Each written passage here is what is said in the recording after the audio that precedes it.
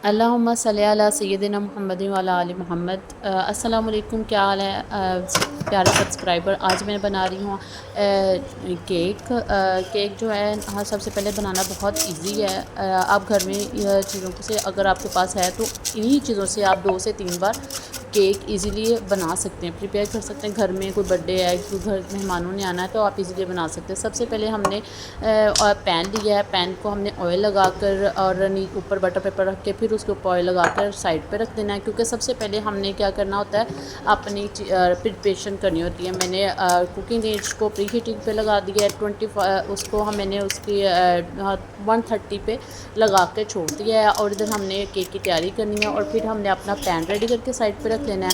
और फिर ये हमने 3 अंडे लिए हैं। ये हमने रूम टेम्परेचर पे लेने हैं अंडे, ताकि जो हमारे अंडे हैं वो रूम टेम्परेचर पर हों। और अगर ठंडे हैं, गर्मी बहुत ज़्यादा है तो फिर आप फ्रिज वाले अंडे यूज़ कर सकते हैं। अगर गर्मी इतनी ज़्यादा नहीं है तो आप रूम टेम्परेचर पे 3 अंडे लेंगे और साथ हमने इसमें चीनी ऐड करेंगे। आपने मेजरमेंट कप ले, जो बाज़ार से इजीली मिलते हैं, आप उस हिसाब से भी ले सकते हैं। मेरे पास मेजरमेंट कप थे, उसके जो तीसरा हिस्सा है उसको मैंने चीनी का लिया है और 3 चीनी का लिया। ये 3 का तीसरे साइज़ वाला जो कप है वो मैंने दिया और उसी में मैंने ऑयल डाल लिया है। हमने बराबर ही ऑयल लेना है, बराबर ही चीनी लेनी है, ठीक है।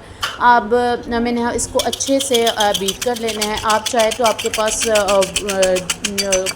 जिसे बोलते हैं जग में भी कर सकते हैं, आप हैंड से भी कर सकते हैं।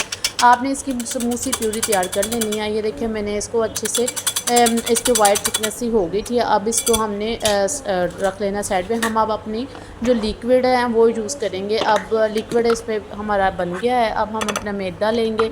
मैदा मैंने चना हुआ लिया है। ये मैंने 1.5 कप के करीब मैदा लिया है। और कोको पाउडर भी मैंने इसका हाफ़ से पौना कह लें, मैंने इसमें इसी साइज़ में मैंने पौना सा रख के तो अपना कोको पाउडर लिया था। बेकिंग पाउडर भी हमने इसी का लेना है।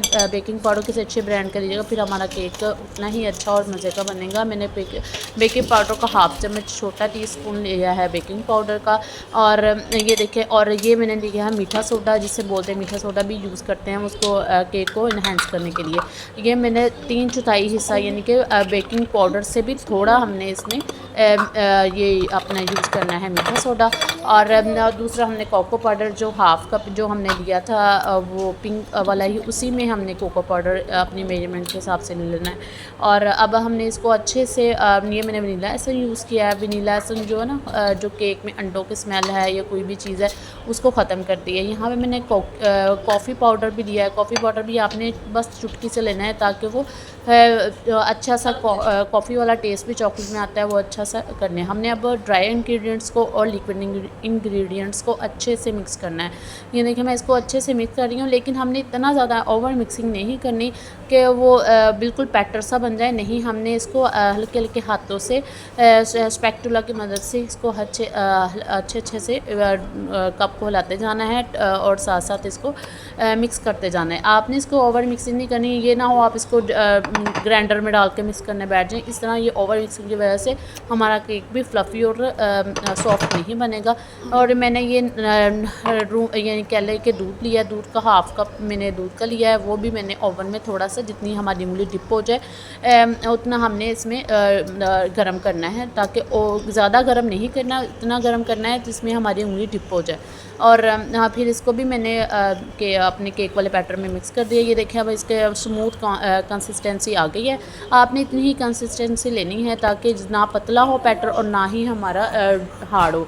आप चाहें तो इसमें दूध लिक्विड की जगह आप पाउडर भी यूज़ कर सकते हैं, साथ थोड़ा सा पानी यूज़ कर लीजिएगा तो हमारा अच्छा सा बैटर रेडी हो जाएगा। अब जो हमने पैन अपना रेडी किया हुआ था उसमें डाल के बैटर को, और इसको जो हमारा जो कुकिंग रेंज है वो प्री हीटिंग पे लगा हुआ है ऑलरेडी। और ये साथ ही, ताकि हमारा जैसे ही हम कुकिंग रेंज में रखें हमारा अच्छा सा रेडी केक बनना स्टार्ट हो जाए। ये देखिए अब इसकी जो थोड़ी सी भी कंसिस्टेंसी हमने कप में नहीं रहना, जिस स्पैटुला की मदद से सारा अच्छे से साफ़ करके इसको आपने बैटर में डाल देना है। चाहे तो आप इसको अच्छे से 2 से 3 दफ़ा इसको मिक्स कर लीजिएगा। अब ये मेरा अपने कुकिंग रेंज पे लगा दिया है। तकरीबन 150 डिग्री से मैंने 200 डिग्री पर लेकर आई थी। और लेकर आकर हमने इसको प्री हीटिंग पे तो है, अब हम इसे वो ताकि 25 से 30 मिनट तक हमने इसको छोड़ दिया था।